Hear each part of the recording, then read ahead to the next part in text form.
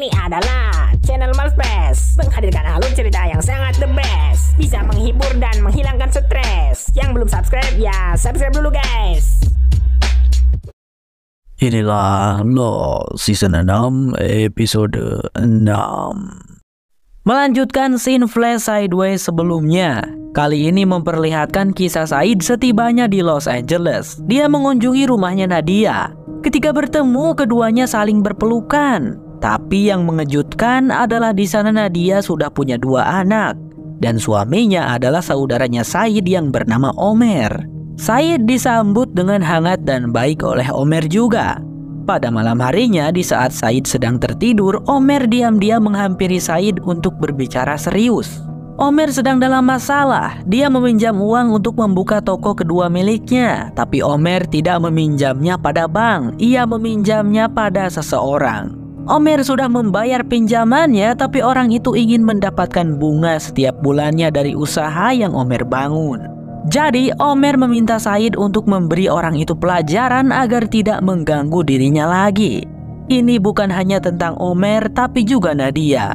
Said harus melakukannya jika peduli kepada Nadia, pintanya Omer. Namun Said tidak mau melakukannya karena ia sudah berubah. Dia bukan lagi Said yang dulu, bukan lagi Said yang kejam dan berdarah dingin. Pada keesokan harinya Said terlihat mengantarkan anak-anaknya Nadia ke bus untuk pergi sekolah. Tak berapa lama setelah kepergian 2 anak kecil itu, Nadia memanggil-manggil Said dengan panik. Singkatnya mereka berada di rumah sakit. Omer terluka karena katanya dirampok dan tertusuk di dadanya. Paru-parunya sampai kena. Omer pun mengalami pendarahan di dalam dan harus dioperasi. Seketika itu juga Said sadar ini bukanlah perampokan. Ini pasti teror dari orang yang dibicarakan Omer. Said hendak pergi membalas dendam saat itu juga, tapi Nadia menghentikannya. Apapun yang ingin Said lakukan sekarang, Nadia memohon jangan. Ia meminta Said untuk pulang ke rumah saja dan menunggu anak-anak pulang. Said pun luluh dan menuruti apa kata Nadia. Singkat cerita, malamnya Nadia pulang ke rumah. Dan Said sudah ada di rumah menjaga anak-anak. Anak-anaknya Nadia sudah tidur 2 jam yang lalu. Nadia mengabari Said kalau Omer sudah selesai dioperasi dan sudah membaik. Nadia duduk di dekat Said. Ia menemukan foto dirinya di tasnya Said. Apakah Said masih mencintainya? Nadia bertanya dengan sedih kenapa dulu Said tidak mau menikahinya dan malah mendesak Nadia untuk menikah dengan Omer, saudaranya Said. Said lalu menggenggam tangan Nadia. Dia mengatakan alasannya bahwa Said merasa tidak pantas untuk Nadia karena Said adalah orang yang buruk di masa lalu. Mang Said. Pada keesokan hari, di siang harinya Said hendak pergi untuk menjemput anak-anak di sekolah. Tapi sebelum masuk ke mobil, ada 2 orang asing yang turun dari sebuah mobil. Dan mereka menyuruh Said untuk ikut dengan mereka. Dengan ancaman mereka akan menyakiti anak-anaknya Nadia kalau Said tidak ikut. Singkatnya Said pun dibawa pada pemimpin mereka. Siapa sangka pemimpin mereka adalah Kemi guys. Kepada Kemi lah Omer meminjam uang. Tapi di sana Kemi mengatakan bahwa Omer sama sekali belum membayar uang pinjamannya. Dan Kemi juga bilang bukan dia pelaku penusukan Omer. Kemi membawa Said kemari adalah untuk meminta Said membayarkan hutang-hutangnya Omer. Tapi di situ Said tiba-tiba menyerang satu anak buahnya Kemi, membuatnya tertembak dan merebut pistolnya. Lalu Said menembak mati anak buah Kemi yang satu lagi. Kemi menyerah. Dia memberi Said penawaran untuk melepaskannya dan hutangnya Omer lunas. Mari kita lupakan saja ini Mang Said. Kita damai saja, oke? Bujuknya Kemi. Tapi Said tanpa belas kasih langsung menembak Kemi sampai meninggoy. Setelah itu Said mendengar suara gedebuk-gedebuk gitu di dalam sebuah ruangan. Setelah diperiksa, Said pun menemukan Jinsu sedang terikat dengan dahinya yang lebam. Scene flash sideways bersambung. Di dunia nyata melanjutkan episode yang sebelumnya. Said mendatangi Dogen di kediamannya. Ia secara baik-baik menanyakan mengapa Dogen ingin membunuhnya. Dogen pun memberitahu sesuatu bahwa manusia memiliki timbangan. Di sisi satunya adalah kebaikan dan sisi satunya lagi adalah kejahatan. Nah, alat yang Dogen gunakan untuk menyiksa Said adalah alat yang bisa mendeteksi manakah yang lebih berat timbangannya kebaikan atau kejahatan. Dan Dogen menemukan kalau timbangan Said lebih berat kejahatannya. Kau tidak mengenalku. Aku orang yang baik, kata Said. Namun saat itu juga Dogen tiba-tiba menyerang Said sehingga terjadilah pergelutan sengit di sana antara Dogen dengan Said.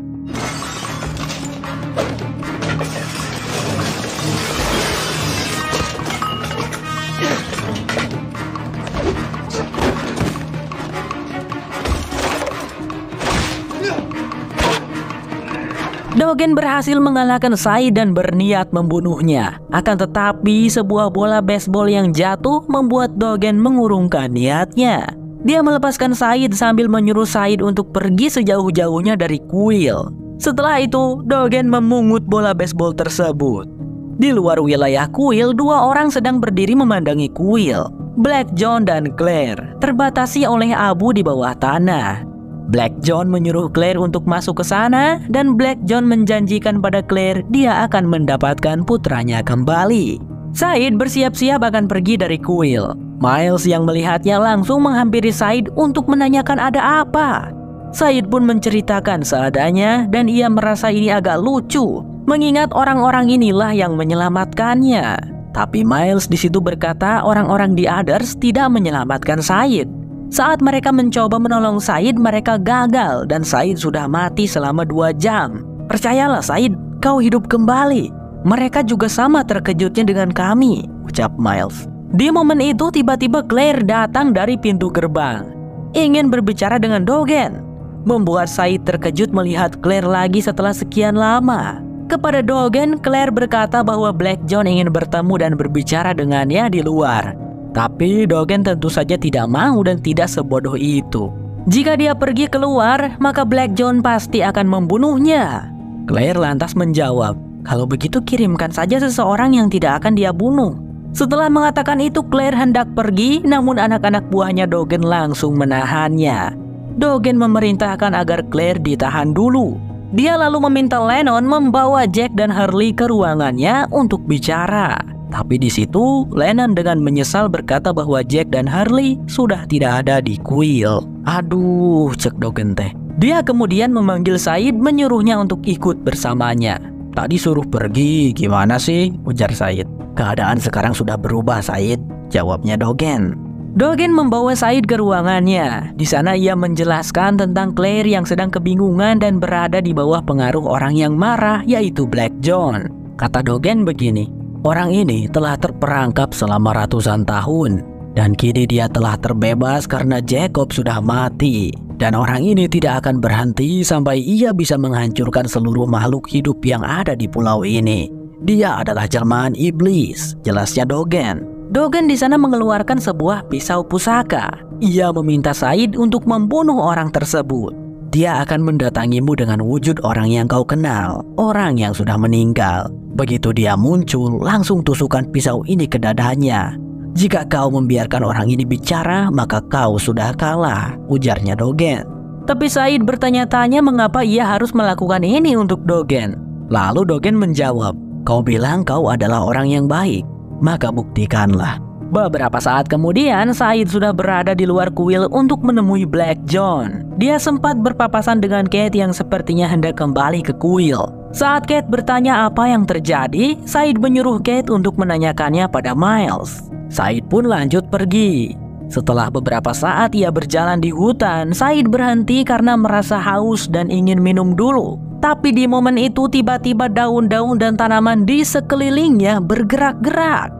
Said segera waspada dan muncullah si Black John di sana yang langsung menyapa Said. Halo Said, katanya. Tanpa cang-cincong lagi, Said langsung menusukkan pisaunya ke dadanya Black John. Black John terkejut, tapi itu tidak berefek apa-apa padanya. Black John lantas mencabut pisau itu dari dadanya dan bertanya dengan wajah keheranan. Kenapa kau melakukan itu Said? Bisa kita lihat tidak ada jejak darah di pisau itu yang artinya Black John ini tidak punya darah. Kate kembali ke kuil dan disambut dengan baik oleh orang-orang The Others. Dia segera menemui Miles untuk menanyakan apa yang telah terjadi. Miles langsung saja cerita kalau gadis Australia yang bernama Claire datang ke tempat ini. Kate tentu saja terkejut mendengarnya dan langsung mendesak Miles menanyakan di mana Claire sekarang.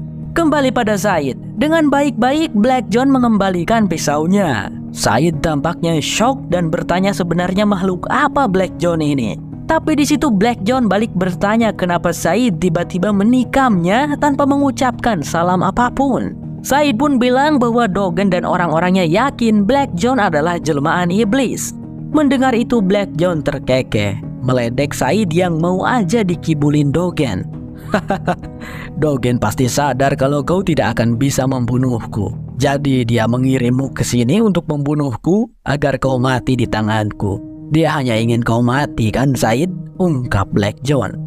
Black John lalu meminta bantuan Said untuk menyampaikan pesan pada orang-orang The Others.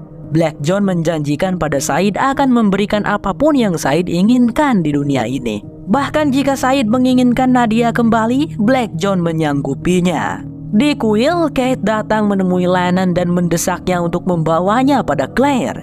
Dipertemukanlah Kate dengan Claire yang sedang ditahan dalam sebuah lubang yang dalam. Keduanya tampak saling pandang tidak percaya bisa bertemu satu sama lain. Claire pun bercerita kalau orang-orang The Others telah menculik putranya, Aaron. Kate segera membantahnya lalu mengatakan bahwa dialah yang membawa Aaron pergi dari pulau karena Claire menghilang. Dan Kate membesarkan Aaron selama 3 tahun ini. Aaron tumbuh menjadi anak yang baik dan tampan, kata Kate.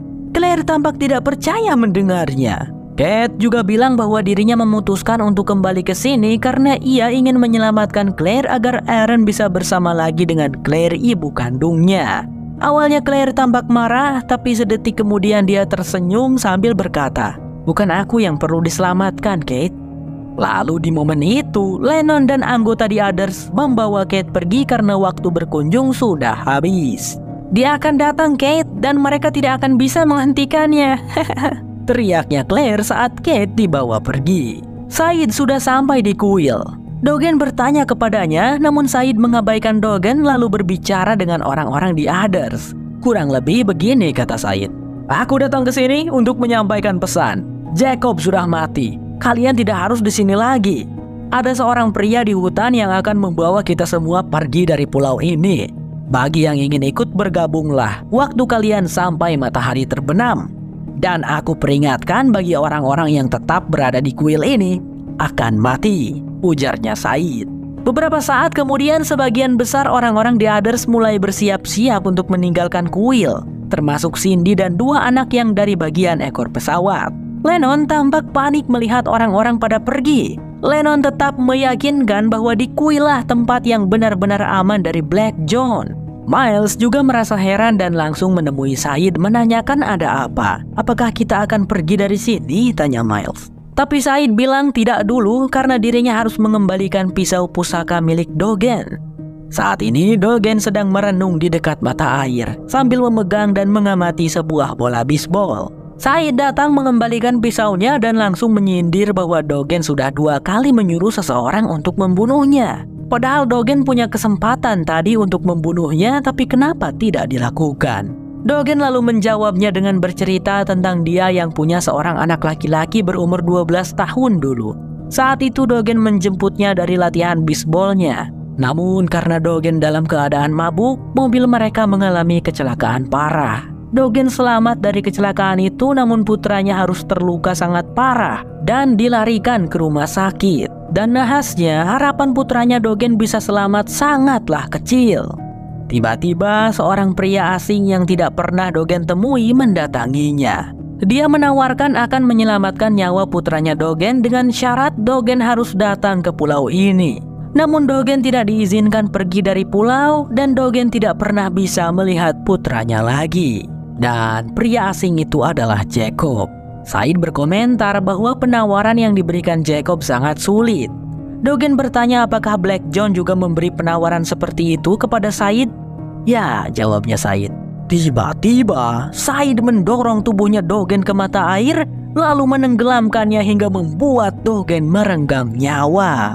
Tak berselang lama Lennon datang ke sana dan tentu saja panik melihat Dogen tenggelam. Setelah memeriksa keadaannya dan sudah yakin Dogen mati, Lennon memarahi Said karena hanya Dogenlah yang bisa mencegah makhluk asap hitam masuk ke tempat ini. Said baru saja membunuh semua orang. Aku tahu, jawabnya Said sambil menyabet lehernya Lennon dengan pisau pusaka Dogen. Lennon pun ikut menyusul Dogen ke alam baka. Di luar sana, seketika situasi berubah menjadi horor. Dua penjaga yang berada di luar gerbang kuil berjaga, mereka langsung diserang oleh Black John.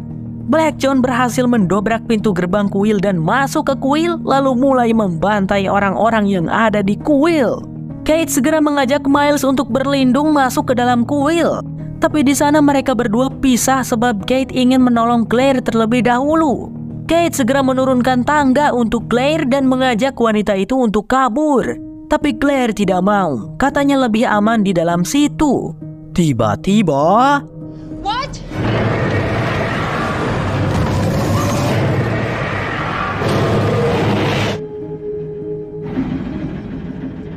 Miles yang pergi sendirian tanpa disangka bertemu dengan Ilana, Frank, Sunhwa, dan Benjamin. Ilana datang untuk menyelamatkan Jack, Miles, dan kawan-kawan karena ia tahu ini akan terjadi. Lalu Miles bilang kalau Jack dan Harlima sudah pergi, tapi Kate masih di sini mencoba menolong Claire. Terus Said ada di sumber mata air. Benjamin langsung mengajukan diri untuk menyusul Said. Said tampak sedang duduk termenung di pinggir mata air saat Benjamin datang. Ben mengajaknya untuk pergi menyelamatkan diri, masih ada waktu. Namun Said di sana tersenyum kepada Ben seraya berkata, "Tidak ada waktu untukku, Ben." Ben langsung ngeri karena Said ini jarang banget tersenyum. Dan di sana Ben melihat Dogen dan Lennon sudah mati di tangan Said. Langsung saja Ben kabur dari situ. Sementara itu, rombongan Ilana berusaha mencari jalan keselamatan. Miles memberitahu Sunhwa bahwa Jinsu masih hidup tapi sudah pergi dari kuil kemarin. Mendengar hal itu, Sunhwa tampak tidak percaya dan sangat senang suaminya ternyata memang masih hidup. Tak berapa lama, Ilana pun menemukan tombol batu yang ketika dia tekan langsung terbuka sebuah pintu batu. Ilana segera menyuruh semuanya untuk masuk ke dalam. Itulah jalan keluar mereka. Frank, Sunhwa, Miles, dan Ilana berhasil selamat tepat waktu dari incaran si asap hitam Black John. Waduh, gimana nasibnya Benjamin, guys?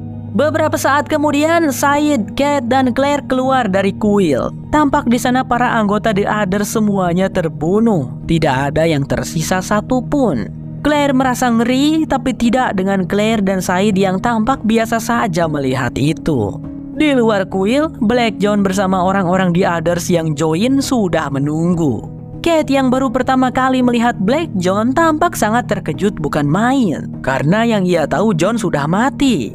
Dan Kate cukup pintar untuk menyadari bahwa sosok John yang ada di depannya itu bukanlah John, melainkan jelmaan orang lain yang sangat jahat. Los bersambung berlanjut ke episode 7. Inilah Los season 6 episode 7.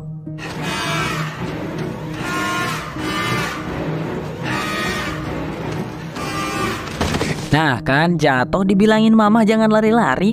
Benjamin melihat ada obor-obor yang menyala di kejauhan. Segeralah dia hampiri. Untunglah itu adalah Ilana dan kawan-kawan.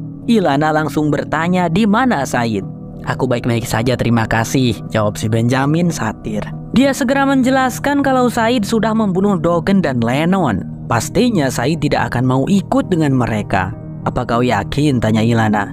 "Ya, aku yakin." Said berdiri di depan mayat mereka sambil memegang belati berlumuran darah, kata Benjamin. Oh iya, si Benjamin kan anggota The Others, pasti kenal sama Dogen dan Lennon. Mereka lalu sepakat untuk pergi ke perkemahan pantai, karena hanya tempat itu yang bisa dibilang aman.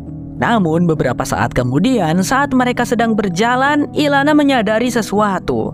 Kalau Miles adalah seorang cenayang yang bisa berbicara dengan orang mati. Tidak begitu, aku hanya bisa mengetahui bagaimana seseorang terbunuh dan pikiran terakhir mereka sebelum mati. Terus harus ada jasadnya juga, ujar Miles. Ilana lalu memberikan kantong yang berisi abunya Jacob. Benjamin di situ langsung ketar-ketir. Setelah Miles melakukan ritualnya, ia tampak terkejut dan segera memberitahu kalau Benjaminlah yang membunuh Jacob. Benjamin langsung mengelak di situ, tidak mau mengakuinya. Lalu Ilana berkata, "Terima kasih Miles, Jacob adalah seseorang yang sudah kuanggap ayah." Mereka lalu melanjutkan perjalanan. Ben terlihat syok, tidak tahu harus mengatakan apa lagi. Singkatnya, mereka semua telah sampai di perkemahan pantai pada pagi harinya. Benjamin memutuskan untuk tetap ikut dengan mereka. Di sana ia berusaha berbicara dengan Ilana, mencoba meyakinkannya kalau Miles adalah cenayang abal-abal. Tapi Ilana mengabaikan Ben, seolah Ben tidak ada di sana. Sunhwa menghampiri Ilana yang tampak sibuk mengumpulkan barang-barang. Sunhwa menanyakan berapa lama mereka akan menetap di sini, karena Sunhwa ingin segera menemukan suaminya. Ilana lalu memberitahu kalau dirinya juga ingin menemukan Jinsu.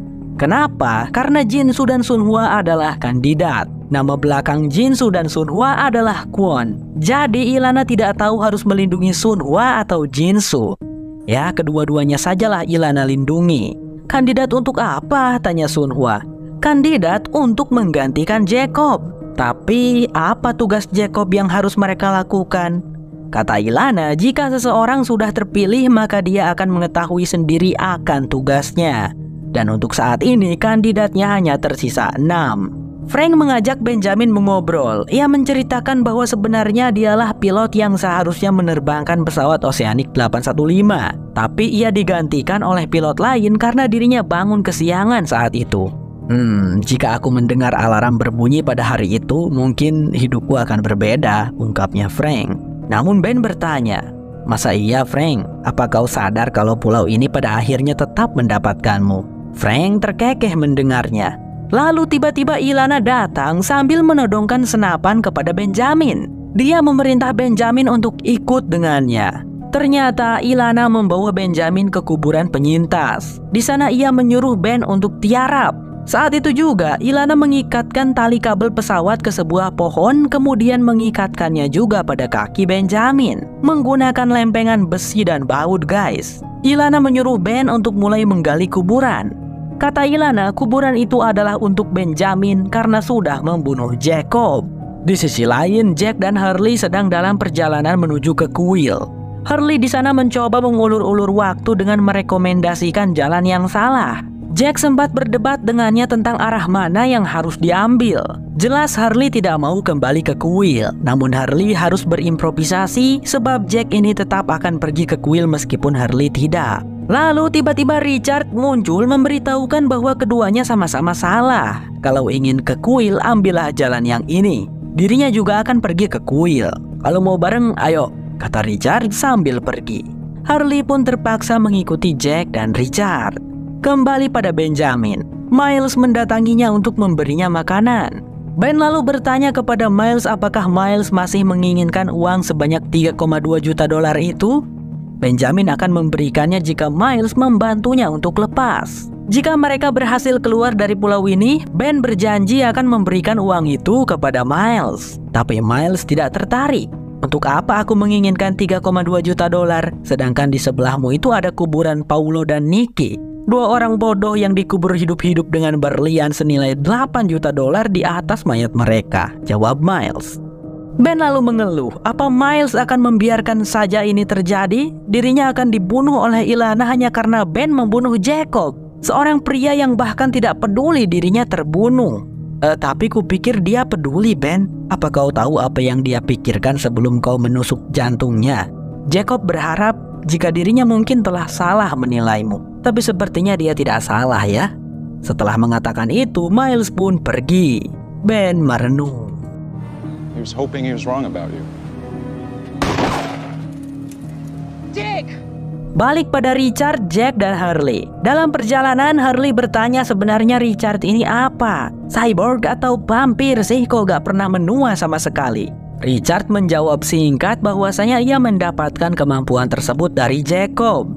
Lalu rupanya Richard tidak membawa mereka ke kuil melainkan ke tempat bangkai kapal Black Rock. Sebenarnya Richard hanya tidak ingin Jack dan Hurley kembali ke kuil karena yang ada di sana hanyalah orang-orang yang sudah mati. Mendengar itu Jack tentu saja panik dan khawatir pada Kate dan Said. Tapi Richard berkata di sana tidak ada Said dan Kate. Jack bertanya kepada Richard apa tujuannya datang kemari.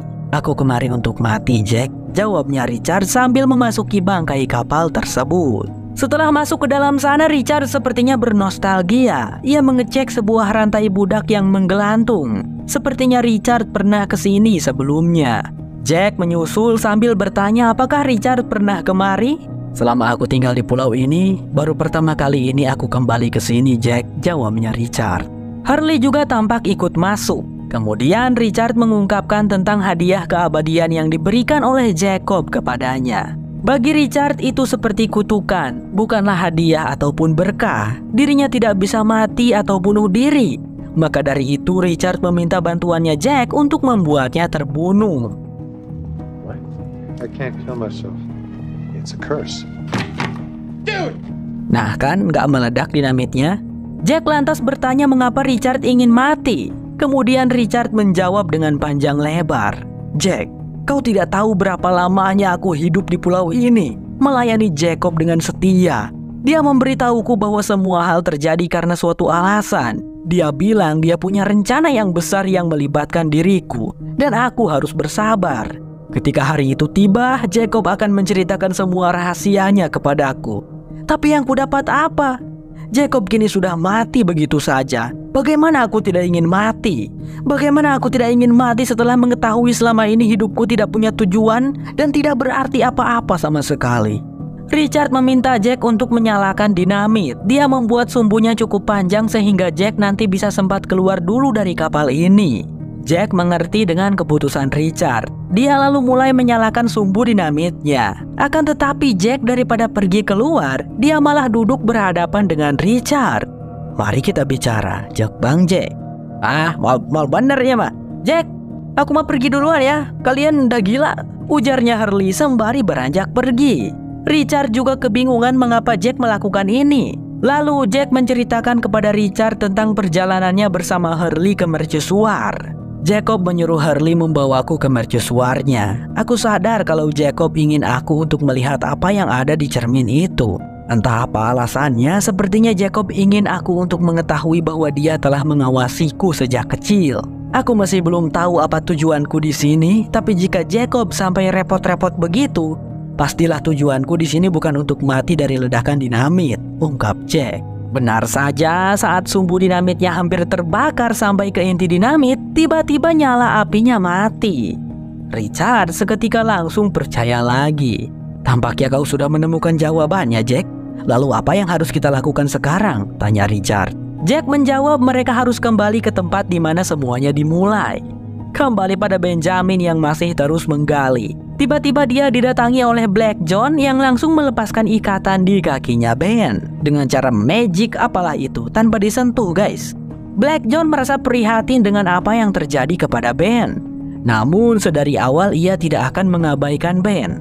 Black John punya rencana untuk Ben. Saat ini Black John mengumpulkan rombongan untuk pergi dari pulau. Saat itu terjadi, Black John ingin Benjamin menjadi orang yang bertanggung jawab atas pulau ini di sini. Black John lalu memberitahu kalau Benjamin hanya perlu berlari ke arah hutan sekitar 180 meter. Black John sudah menaruh sebuah senapan yang bisa Ben gunakan untuk membunuh Ilana. Dan pada momen itu kau tidak boleh ragu Ben, karena Ilana tidak akan ragu untuk membunuhmu, cek Mang John yang segera beranjak pergi. Beberapa saat setelah Black John pergi, Benjamin melihat dulu ke arah Ilana. Setelah dia sudah mantap, segeralah Benjamin tancap gas lari ke dalam hutan. Ilana tentu saja langsung mengejarnya. Ben sampai tepat waktu pada senapan yang diletakkan oleh Black John dan segera menodongkannya langsung kepada Ilana. Ilana yang terdesak lantas menurunkan senapan miliknya. Apalagi yang kau tunggu, tembaklah, kata Ilana. Namun Ben tidak mau melakukan itu. Ia hanya meminta Ilana untuk mendengarkan penjelasan darinya. Setelah Ilana mempersilahkan, Benjamin pun berbicara. Aku tahu apa yang kau rasakan, Ilana. Aku tahu bagaimana menyakitkannya kehilangan seseorang. Seseorang yang sangat berarti. Aku melihat putriku mati di depan mataku sendiri. Dan itu karena kesalahanku. Padahal aku bisa menyelamatkannya. Tapi aku lebih memilih pulau ini. Aku lebih memilih tugas yang diberikan oleh Jacob. Tapi Jacob bahkan tidak memperdulikanku. Saat itu aku sangat marah. Aku sangat bingung hingga aku membunuh Jacob. Dulu satu-satunya hal yang kuanggap penting adalah kekuasaan. Namun sekarang aku baru sadar, satu-satunya hal penting sebenarnya itu telah tiada. Alex putriku, maafkan aku telah membunuh Jacob. Tidak apa-apa jika kau tidak memaafkanku, Ilana, karena aku sendiri bahkan tidak bisa memaafkan diriku sendiri. Mendengar hal itu, Ilana pun bertanya apa yang Ben inginkan. Ben lalu menjawab dia hanya minta untuk dibiarkan pergi. Benjamin akan pergi pada Black John karena sepertinya hanya Black John lah satu-satunya yang akan menerimanya. Ilana menghela napas berat. Aku juga menerimamu, Ben, ungkapnya sambil beranjak pergi. Benjamin yang mendengar itu tampak tidak percaya, namun juga merasa lega. Ilana dan Benjamin kembali ke perkemahan pantai. Orang-orang yang ada di sana dan melihatnya tidak berkomentar apa-apa. Benjamin mendekati Sunhwa lalu menawarkan bantuan padanya untuk membangun tenda. Beberapa saat kemudian, di saat semua orang sedang bersantai. Wow, si Miles sudah mengambil berlian yang ada di kuburan Paulo dan Nikki ya. Pada momen itu dari kejauhan, Jack, Hurley, dan Richard akhirnya sampai. Sunhwa dan kawan-kawan tentu saja langsung menyambut mereka dengan bahagia dan lega.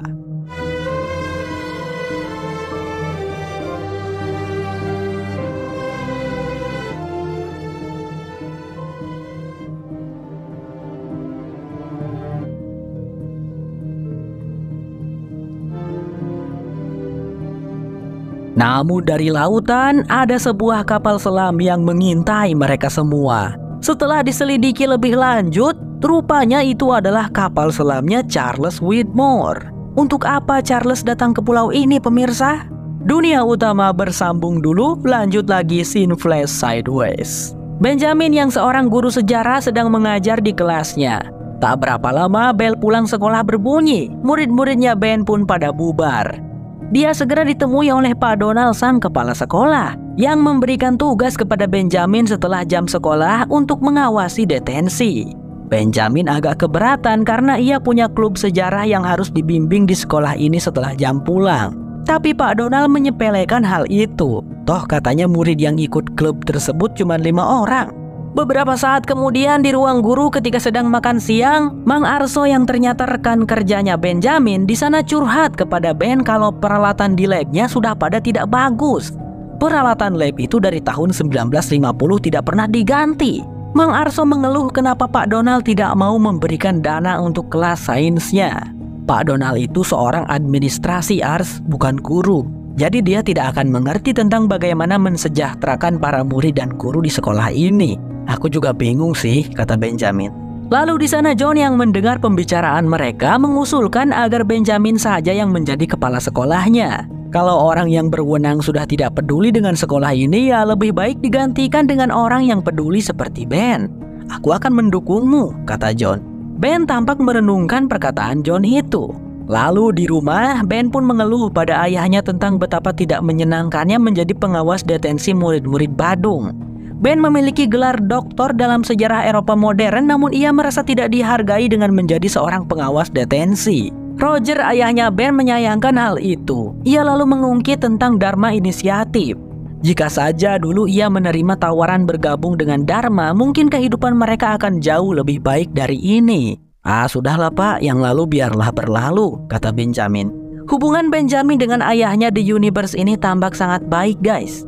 Lalu di luar terdengar suara bel pintu berbunyi. Rupanya itu adalah Alex yang menanyakan kepada Benjamin kenapa tidak menghadiri klub sejarahnya sepulang sekolah tadi. Alex dan teman-teman menunggu Pak Benjamin. Di situ Ben langsung minta maaf karena ia lupa memberitahu kalau dirinya ditugaskan mengawasi detensi selama seminggu. Alex mengerti, namun Alex bercerita bahwasanya ia akan mengikuti tes penempatan pada hari Jumat. Jadi Alex membutuhkan bimbingan. Gimana dong Pak, kata Alex. Ya sudah, besok pagi sekitar jam 7 datanglah ke perpustakaan. Jangan lupa bawa kopi buat Bapak, oke? Ujar Ben. Alex langsung berterima kasih dan berkata kalau Benjamin adalah guru terbaik. Pada keesokan harinya di sekolah, sesuai janji Benjamin memberikan bimbingan belajar kepada Alex. Alex juga katanya mengincar beasiswa untuk masuk institusi incarannya, Yale University. Jadi Alex akan belajar sungguh-sungguh. Benjamin yakin Alex pasti bisa, karena Alex adalah murid paling pintar di sekolah ini yang Ben tahu. Namun tidak hanya itu, Alex juga membutuhkan surat rekomendasi dari orang yang pernah lulus dari Yale University. Tapi sayangnya orang yang kukenal yang pernah kuliah di sana hanyalah si Pak Donald Mesum itu, kata Alex. Hah? Mesum gimana? Tanya Ben. Sebelumnya Alex meminta Benjamin untuk berjanji kalau ini hanya rahasia mereka berdua saja. Lalu Alex mulai menggosip. Pekan lalu dia kan tidak enak badan, terus masuk ke UKS untuk istirahat. Tapi siang harinya saat Alex bangun dari tidurnya, ia mendengar suara Pak Donald di ruangan sebelah sedang bersama dengan perawat UKS yang bernama perawat Kim melakukan adegan haram. Parah banget ya Pak, kata Alex. Iya parah banget tuh Pak Donald, sahutnya Ben. Setelah gosip selesai, bimbingan belajar kembali dilanjutkan. Singkat cerita, Ben menemui Mang Arso di ruang guru yang saat itu sedang memberikan nilai untuk tugas murid-muridnya. Untungnya pada saat itu di ruang guru cuma ada mereka berdua. Jadi Ben langsung mengungkapkan rencananya untuk merebut posisi kepala sekolah dari Pak Donald. Benjamin punya sebuah rencana untuk menjatuhkan Pak Donald dengan menggunakan skandalnya. Ben meminta bantuan dari Mang Arso untuk meretas akun email milik perawat Kim dan merekam percakapannya dengan Pak Donald.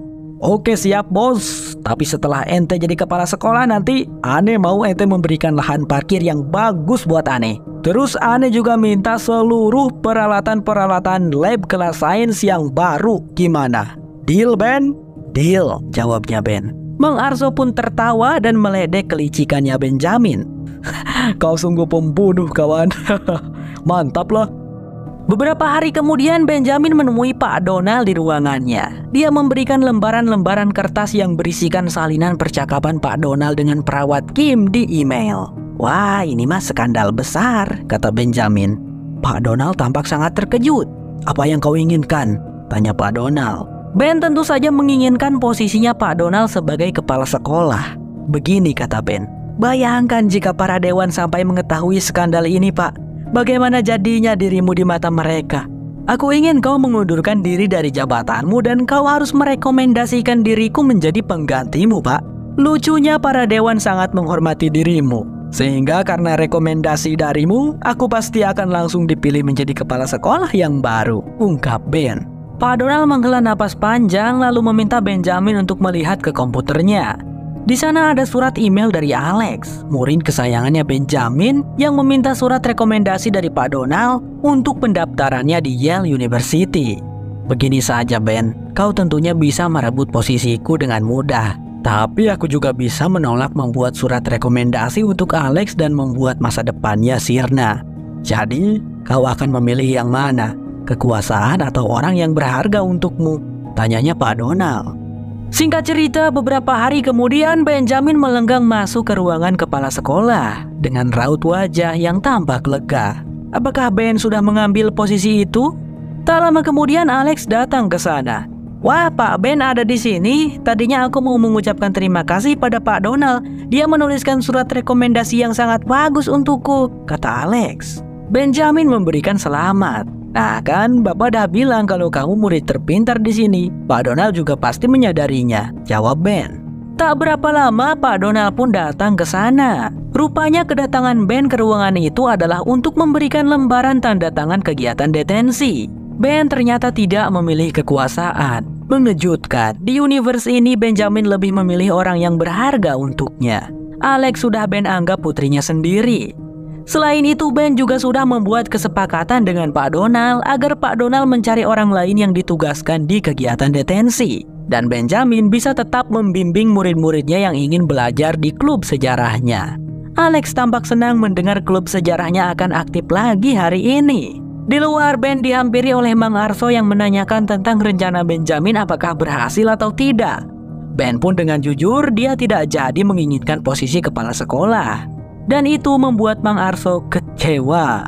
Ha, camplang bos, celetuk Mang Arso. Benjamin tampak tersenyum melihat bagaimana Alex yang terlihat bahagia sebab ia sudah selangkah lebih dekat pada mimpinya. Los bersambung berlanjut ke episode 8. Inilah Los season 6 episode 8.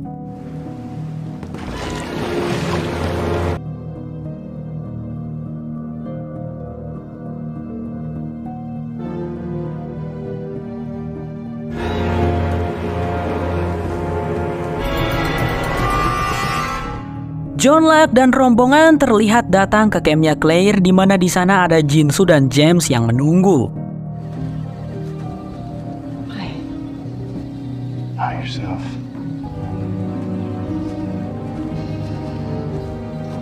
Black John memberikan pengumuman bahwa mereka semua bersama-sama akan melakukan perjalanan. Cindy bertanya kepada Black John apa yang terjadi kepada semua orang yang tinggal di kuil. Black John menjawab monster asap hitam telah membunuh mereka semua. Saat semuanya bersiap-siap untuk melakukan perjalanan, Kate mendekati James dan bertanya apakah sekarang James berada di pihaknya Black John. James menjawab ia tidak memihak siapapun. Dia hanya ingin pulang. Beberapa jam kemudian dalam perjalanan, Black John mengungkapkan bahwa mereka akan membangun camp sementara 600 meter di depan. Perjalanan ini akan memakan waktu beberapa hari. Hah? Beberapa hari? Perjalanan kemana nih sebenarnya Mr. Locke? Tanya James menyela. Black John tidak langsung menjawabnya. Ia malah mengajak James untuk berbicara empat mata dengannya. Saat sudah berdua, James bertanya kepada Black John dari mana dia mengetahui kalau monster asap hitam akan menyerang orang-orang di kuil. Karena akulah asap hitam itu, James, jawabnya Black John yang membuat James cukup terkejut. Black John mengutarakan alasan kenapa ia membunuh orang-orang di kuil itu. Itu adalah karena mereka semua memusuhi dirinya. Padahal yang ia inginkan hanyalah terbebas dan pergi dari pulau ini. Jadi ini antara dibunuh atau membunuh, James. Aku tidak mau dibunuh, kata Black John. Singkatnya mereka berdua sampai di pantai, di mana di sana terdapat sebuah perahu. Black John ingin James untuk pergi ke Pulau Hydra, yang di mana di sana adalah tempat pesawat Ajira mendarat. Kata Black John mereka akan menggunakan pesawat itu untuk pergi dari pulau ini. Namun di sana ada para penumpang selamat yang menurut firasatnya Black John akan berbahaya bagi mereka. Jadi tugas James adalah pergi ke sana untuk menyusup dan mengintai, mencari tahu semua tentang orang-orang di sana, lalu kembali ke sini. Black John yakin James bisa melakukannya karena James adalah seorang penipu dan pembohong terbaik yang Black John tahu. James meskipun agak mager, tapi ya demi bisa pulang, James bersedia. We get on that plane, we fly off this island. Sementara itu di camp rombongan, Kate mendekati Said untuk mengajaknya berbicara. Kate agak sedikit khawatir dengan kondisinya Said yang menjadi pendiam dan dingin kayak Ijat. Sembarangan kamu, mirip Sasuke ya, kata Said. Lalu tiba-tiba Claire menyergap Kate dari belakang dan mencoba membunuh Kate dengan pisau. Untungnya Kate bisa menahannya dan ia berusaha meminta pertolongan dari Said. Namun Mang Said terlihat tidak peduli. Black John untungnya sudah kembali lalu memisahkan Claire dari Kate. Dia sudah merebut putraku dariku, aku harus membunuhnya, teriaknya Claire yang langsung ditampar oleh Black John. Tuman, gak boleh gitu ya Claire, kamu menghilang waktu itu. Kate terpaksa membawa Aaron. Pergi sana, nanti aku akan bicara denganmu, ujarnya Black John. Kate sampai nangis mendapat perlakuan seperti itu dari Claire. Saat Black John bertanya apa Kate baik-baik saja, Kate menjawab tentu saja ia tidak baik-baik saja. Beberapa saat kemudian, Kate terlihat menangis sendirian di bawah pohon. Dia dihampiri oleh Black John yang meminta maaf atas tindakannya Claire. Menurutnya, ia bertanggung jawab atas sikap Claire yang seperti itu.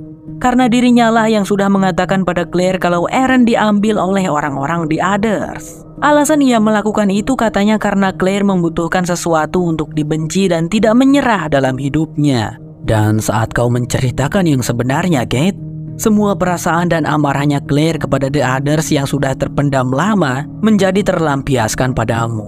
Aku minta maaf, dan aku jamin Claire tidak akan melakukan tindakan buruk lagi, bujuknya Black John. Kate lalu bertanya kemanakah Black John membawa James. Ya sudah, ayo ikut aku, akan kutunjukkan, kata Black John.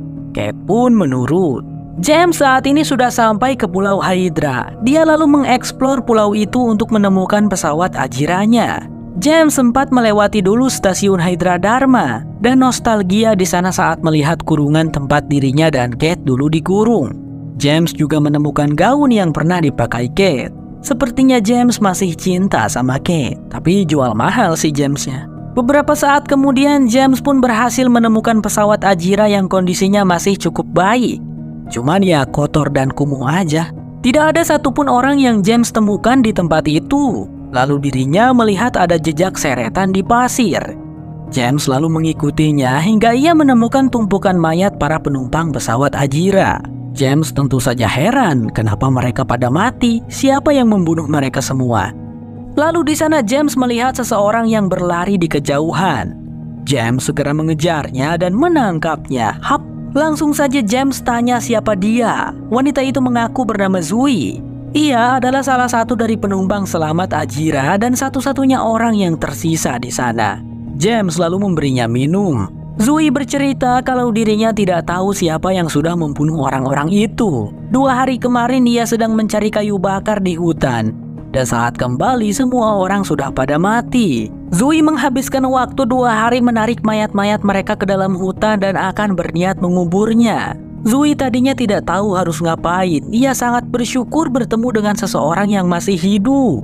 James pun bercerita juga tentang dirinya dari mana dan bagaimana bisa berada di sini. James bisa membawa Zoe ikut bersama rombongannya yang berada di pulau utama. Zoe sangat berterima kasih. Namun saat mereka berdua sudah mencapai perahu, James tiba-tiba saja menodongkan pistol kepada Zoe. Karena setelah mengobrol-ngobrol agak lama, James mulai menyadari kalau Zoe ini telah menipunya. "Siapa kau sebenarnya?" tanya James. Karena sudah ketahuan, Zoe pun bersiul, sehingga beberapa orang bersenjata menampakkan dirinya dan menyuruh James untuk menurunkan pistolnya. Name even Zoe. Down on your knees. Take me to your leader. Black John membawa Kate ke pantai dan menunjukkan Pulau Hydra. Kesanalah James pergi untuk melihat kondisi pesawat Ajira yang nantinya akan mereka gunakan untuk keluar dari pulau menyebalkan ini, kata Black John. Pria itu bercerita kepada Kate tentang masa lalunya. Dulu ia memiliki seorang ibu yang gila, mengalami gangguan kejiwaan. Karena ibunya itu, kini Black John menjadi seperti ini. Seharusnya semua kepedihan ini bisa kuhindari. Andai saja keadaannya berbeda, ungkapnya Black John. Mungkin maksud Black John adalah dia menyalahkan ibunya yang gila itu untuk semua kepedihan yang dialaminya selama ini. "Kenapa kau menceritakan ini padaku?" tanya Kate. "Karena Aaron sekarang juga memiliki ibu yang gila," jawabnya Black John, membuat Kate termenung. Kembali pada James yang saat ini sedang dibawa oleh Zoe dan kelompoknya. James melihat kelompok itu sedang mendirikan tiang-tiang yang mirip dengan tiang-tiang pagar sonar Dharma. Dan di sebuah dermaga di sana terdapat satu kapal selam yang berlabuh. James dibawa masuk untuk menemui pemimpin mereka. Di dalam kapal selam, James sempat melihat sebuah pintu yang dikunci dengan gembok. Saat James bertanya apa yang ada di dalamnya, Zoe menjawab itu bukan urusannya James. Lalu dipertemukanlah James dengan Charles Widmore, pemimpin mereka. Ini pertama kalinya James dan Charles bertemu. Karena James ingat kalau Charles ini adalah orang yang mengirimkan sekelompok tentara bayaran jahat ke Pulau Misteri, James pun tidak respect kepadanya. James juga menduga kalau Charles lah yang sudah membunuh semua penumpang pesawat Ajira. Tapi Charles berkata, "James, tentang para tentara bayaran yang kukirimkan itu, kau tidak tahu keseluruhan ceritanya. Dan para penumpang Ajira bukan kami yang membunuh mereka. Tapi aku tidak mengharapkanmu untuk percaya. Tidak apa kalau kau tidak percaya," cek Charles Widmore. Charles bertanya sedikit apa yang membuat James datang ke Pulau Hydra. Dengan jujur, James menjawab dia disuruh oleh Black John, jelmaan makhluk asap hitam yang menyerupai sosok John Locke. Sepertinya Charles sudah mengetahui tentang Black John ini. Karena James menduga kalau Charles ini tengah mengincar Black John, James lalu menawarkan kesepakatan. Ia akan kembali pada Black John mengatakan kalau tempat ini aman, tidak ada siapapun. James akan menjebak Black John untuk datang kemari sehingga Charles bisa membunuhnya. Sebagai imbalan, James ingin Charles untuk membantu ia dan teman-temannya untuk pergi dari pulau ini, pulang ke rumah. "Baiklah James, setuju," jawabnya Charles. Di Pulau Misteri, Kate hendak kembali ke perkemahan setelah dari pantai. Claire ada di sana menemuinya. Wanita itu meminta maaf kepada Claire, dan dia tampak menyesal atas tindakannya tadi. Claire tidak tahu kenapa dia tiba-tiba melakukan itu. "Seharusnya aku tahu kau melakukan itu karena peduli kepada aku dan Aaron. Aku minta maaf, Kate. Aku hanya sangat terpukul kehilangan Aaron," ucapnya Claire sambil memeluk Kate dan menangis. Di pantai, James kembali. Dia langsung disambut oleh Black John yang langsung menanyakan apa yang James temukan di Pulau Hydra. Tanpa disangka, James menceritakan semuanya, bahkan tentang kesepakatannya dengan Charles untuk membuat Charles percaya kepadanya. Black John di situ memuji dan berterima kasih atas kesetiaannya James. Ya, apapun Locke, aku hanya ingin pergi dari pulau ini. Kau harus menepati janjimu ya, ucap James. James kembali ke perkemahan rombongan saat hari sudah gelap. Dia langsung menghampiri Kate. Kepada Kate, James mengungkapkan rencananya yang sebenarnya, bahwa dia tidak mempercayai Charles ataupun Black John. James hanya akan memanfaatkan kedua-duanya. Kita akan membuat kedua belah pihak berperang, Kate. Dan di saat mereka sibuk berperang, kita akan pergi dari pulau ini, yaitu dengan cara menaiki kapal selam milik Charles Whitmore, ungkap James sambil tersenyum. Dunia utama bersambung, melanjutkan scene flash sideways sebelumnya. James seperti biasa hendak melakukan penipuan kepada seorang wanita, namun wanita kali ini tidak bodoh sama seperti Cassidy. Dia langsung menyadari kalau James hendak melakukan penipuan. Dia menodongkan pistolnya kepada James. Lalu James menjelaskan kalau dirinya bukanlah seorang penipu. Rencananya hanya agar wanita itu mau membawa koper tersebut yang sudah diberikan alat pelacak, agar pihak kepolisian bisa menemukan di mana suami wanita tersebut bersembunyi. Suaminya wanita ini adalah seorang penjahat yang sangat dicari. Hah, kau adalah penipu yang payah. Kau pikir aku percaya ceritamu itu? Tanya sang wanita. James lalu mengatakan kata isyarat. Dengan tiba-tiba, para petugas polisi menggerebek masuk menahan wanita tersebut. Miles adalah salah satu dari petugas kepolisian itu yang segera mengembalikan lencana milik James. Karena James ternyata juga adalah seorang polisi. Wow, James beneran bukan seorang penipu di universe ini. Di hari lainnya, di kantor kepolisian, James tampak sibuk dengan catatannya. Dia menelpon satu persatu nomor dari daftar orang-orang yang bernama Anthony Cooper. James tentu saja masih mencoba mencari penjahat yang telah membunuh kedua orang tuanya. Miles lalu datang sambil membawakan kopi. Mereka berdua adalah rekan kerja atau biasa disebut bestie lah. Miles menanyakan siapa Anthony Cooper. James memilih untuk tidak jujur dengan mengatakan kalau Anthony Cooper adalah teman lamanya. Namun pada suatu hari Miles tampak marah-marah kepada James. James, ya kau ini katanya kita bestie. Tapi kau malah membohongiku. Minggu kemarin katanya pergi ke kondangan di kampung. Setelah ku telusuri ternyata kau pergi liburan ke Australia. Gak ngajak-ngajak. Kenapa kau berbohong, James? Seharusnya kita saling percaya loh. Ngapain kau pergi ke Australia? Tanya Miles. James masih tidak mau jujur dan berkata kalau itu bukan urusannya Miles. Oke, benar, itu bukan urusanku. Karena sekarang kita bukan bestie lagi, ujarnya Miles sambil pergi meninggalkan James. Ya, itu memang haknya James, mau pergi kemana saja boleh. Cuman kan Miles sebagai rekannya merasa tersinggung kenapa harus bohong. Kalau ke Australia ya bilang aja ke Australia. Di hari lainnya, James pun menemui Miles untuk meminta maaf. Dia lalu menceritakan semuanya tentang masa lalunya yang kelam dan tentang dia yang berusaha keras ingin menemukan Sawyer. Jika ia berhasil, maka James akan membunuh orang tersebut. Kenapa kau baru cerita ini sekarang, James? Tanya Miles. Karena kau pasti akan menghentikanku melakukan ini, bro, jawab James. Ya tentu saja, kata si Miles. Lalu tiba-tiba saja ada sebuah mobil yang menyebret mobilnya James. Seseorang yang mengemudinya lalu keluar dari mobil dan berlari kabur. Dia sedang dikejar-kejar oleh kepolisian.